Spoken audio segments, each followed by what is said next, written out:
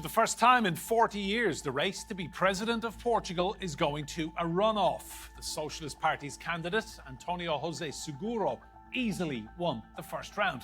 But he now faces a tricky opponent, Andre Ventura, the leader of the anti-immigration party Chega. He's had a meteoric rise from civil servant to football commentator, and now he's vying to become Portugal's president. So, who is he, and what's his motivation behind his leadership bid?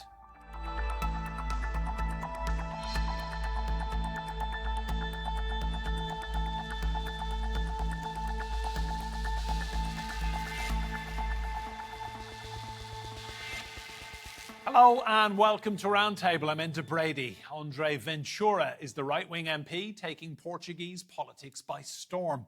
A man of many hats, he's seemingly come from nowhere to be the official opposition leader in just a few years. And now he's in the runoff for the country's presidential elections.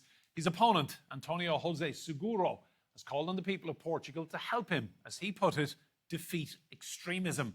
But will they listen?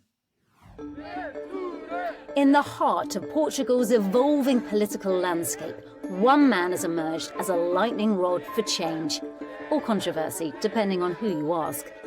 Andre Ventura, the 43-year-old leader of the right-wing Chega party, is now poised for an historic presidential runoff.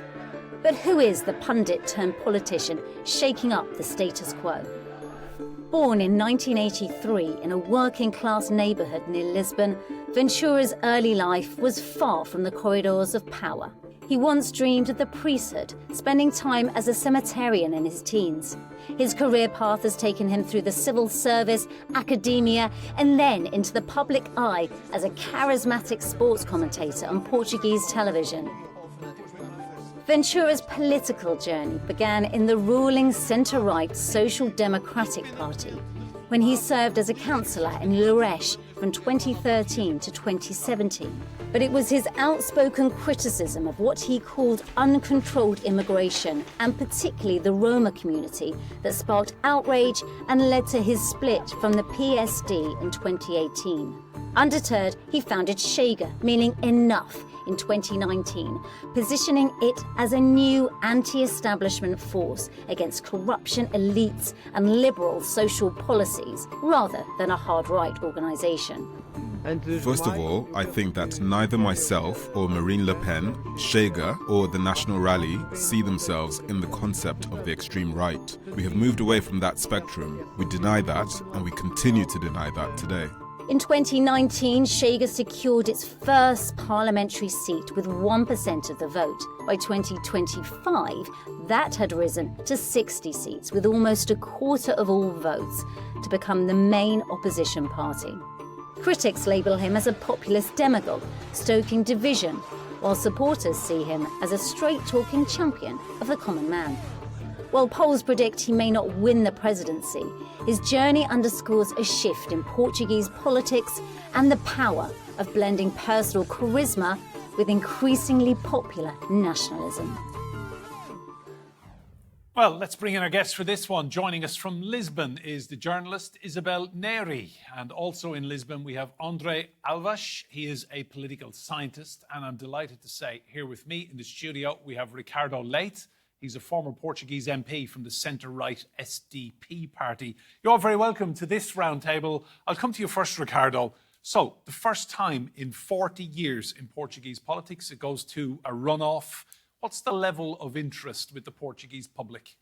Well, first of all, let me greet yourself and my colleagues online and to say that this election is really a reflection of the polarizing times I believe we're living in globally, and of course Portugal is no exception, with the rise of the extreme right party, which, you know, since 2019 has been a force that has destabilized what has typically been an alternating power between the Social Democrats, the party I was an MP for, and the Socialist Party.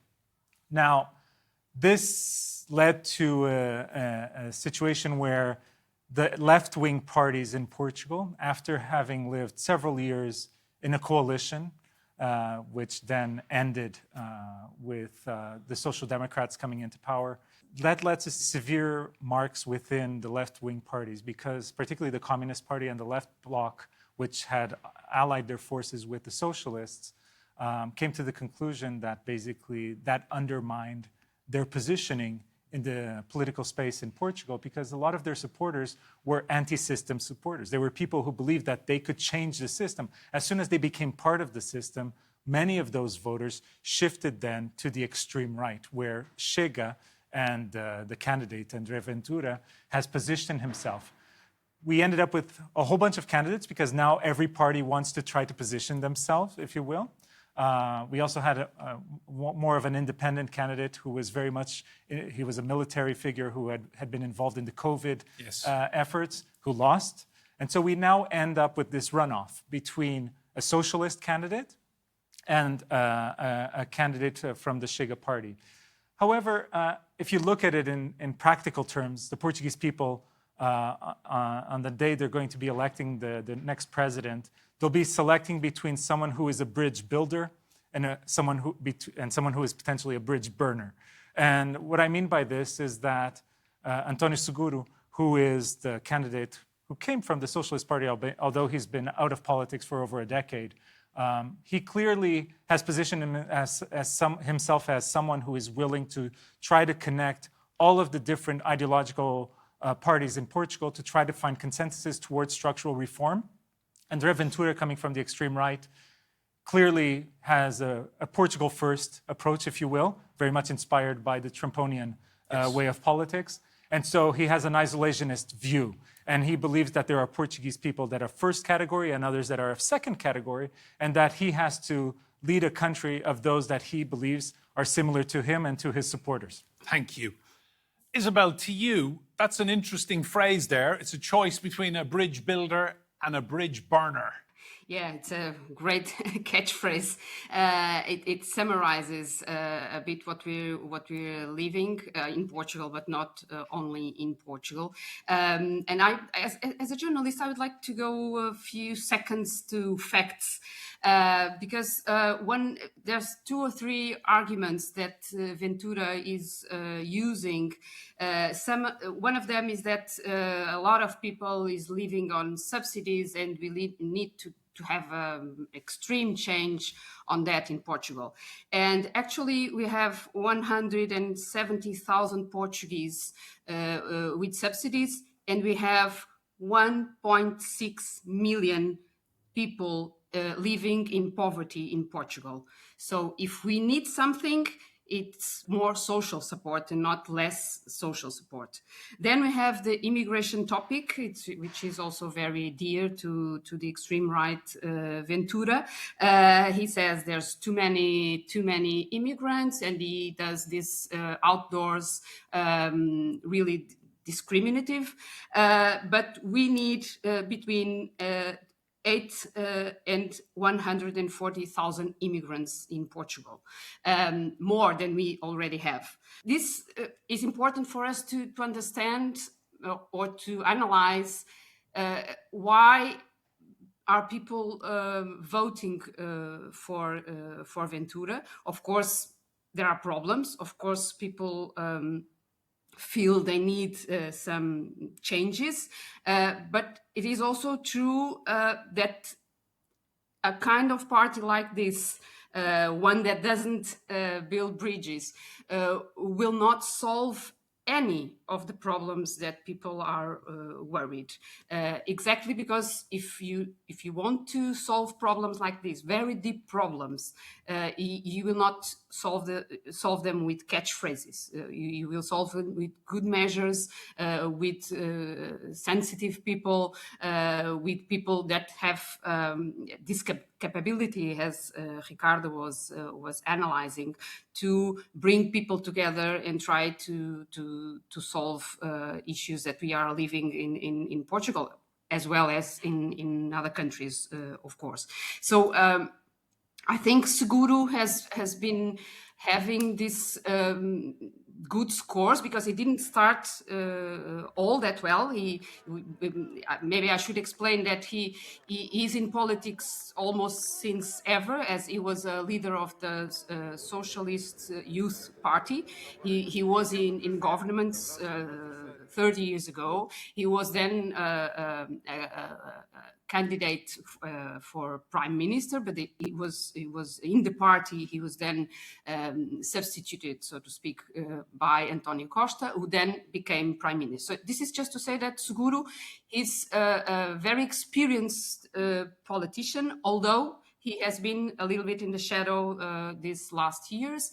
And he seems to have used this time to prepare himself. That's what I've been feeling in debates. He seems very well prepared. He has good answers for big problems. Let's bring in Andre. Does he have the answers then to hold off Ventura, Andre, do you think? It's very likely that that Seguro will win. The polls for the second round are currently indicating that he'll get a share of about 70% of the vote. Notwithstanding that, Ventura, I think, is not really in this second round. His main objective, he would like to win, he would like to be present for sure. But I think realistically, his great objective is to use this election to position himself as the leader of the Portuguese right. And although he will very likely lose the second round, he will also very likely get his biggest vote ever. So both for Ventura and for his party, Chega. There's a strong possibility, although not certainty, that he will get even more votes and a higher score than the center-right coalition who's currently governing got in the last legislative election.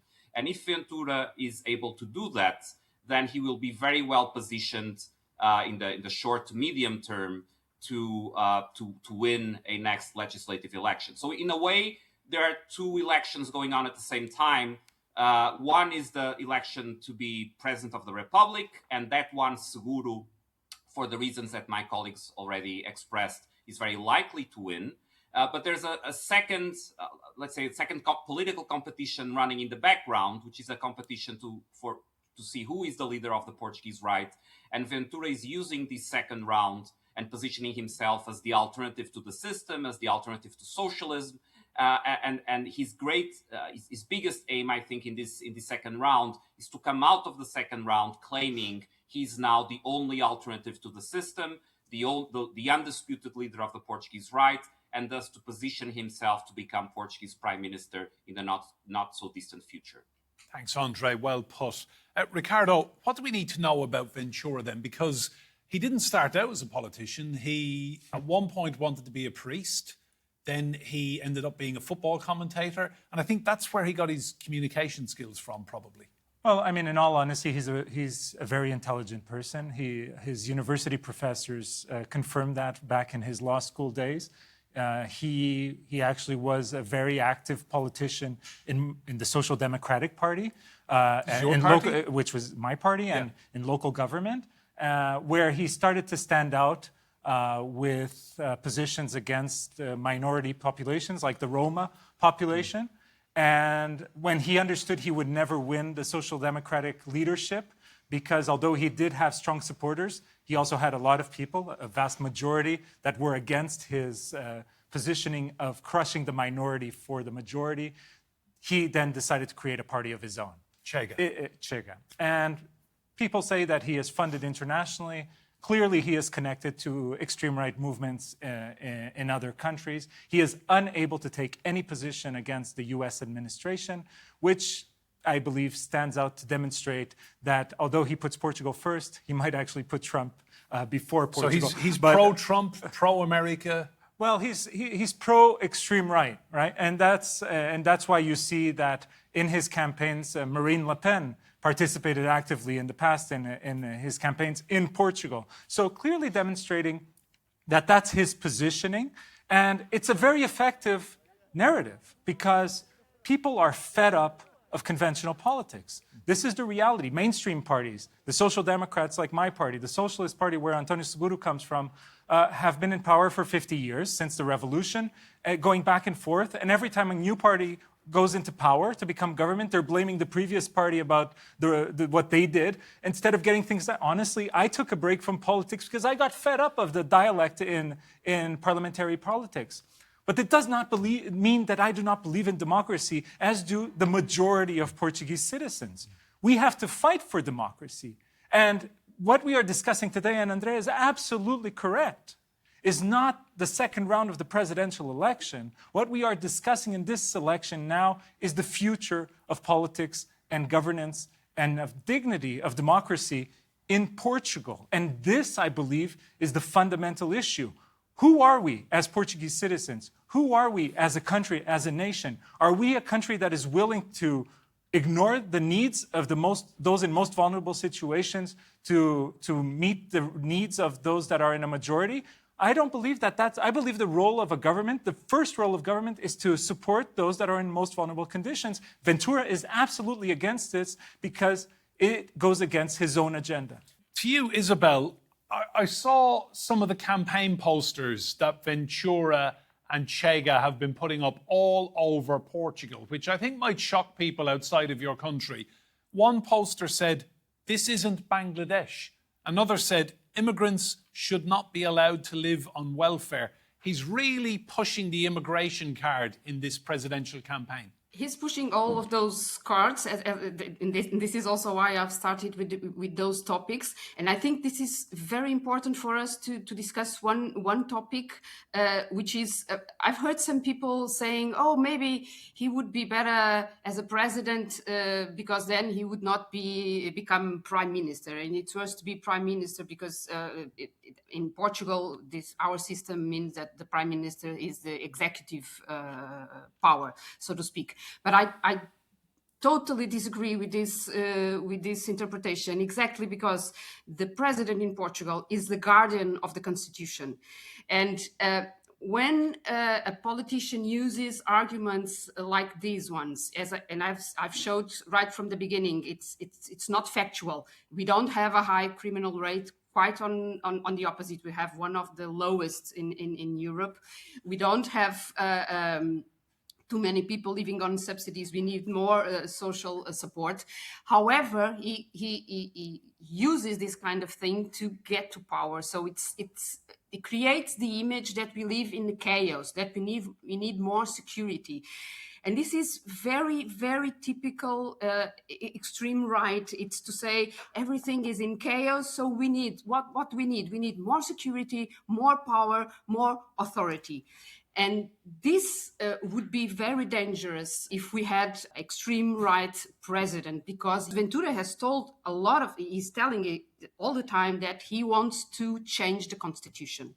So I also think that if the results are, as the polls say, like between 60 and 70% for Seguro, this also means that between 70% of the Portuguese don't want a new constitution, are happy with this one. Doesn't mean that some things don't need to be changed, but not this basis, which is very important for democratic countries, is the rule of law. We live by not by the rule of any politician that comes by and says, no, we need to live in a completely crazy way that I've now decided. Thanks, Isabel. I want to get Andre back in. Andre, to you, how do you think your average Portuguese voter feels when they see those posters that are really quite horrible about migrants and people moving to Portugal? How does that play out when people are talking in cafes and bars and restaurants? I think different voters will think in different ways. Going back to something Ricardo mentioned a while ago, there is very widespread dissatisfaction with the two main parties, the Socialist Party and the Social Democratic Party, Ricardo's party, who have been basically alternating in power for the last 50 years. And this widespread dissatisfaction, which sometimes is not linked with any specific issue, but it's just sort of a widespread feeling of frustration, the idea that these two parties are often linked with corruption schemes, inefficient, unable to solve things. This widespread feeling, I think, in my view, then opens the possibility that a more radical approach, such as Ventura, who is a highly skilled politician, a highly skilled debater, is then able to build upon this and to present a more radical message.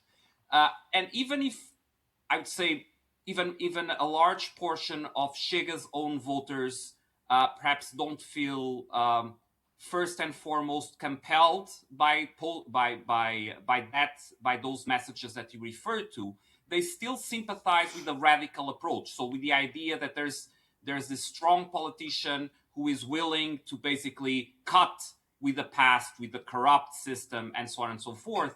And I think it's no coincidence that Ventura's main message in this second round is the whole system is against me, right? So he's basically saying it's no coincidence that the center-right, Ricardo's party, that most senior figures, although the party itself has not taken an official position, but that most senior figures support the socialist candidate.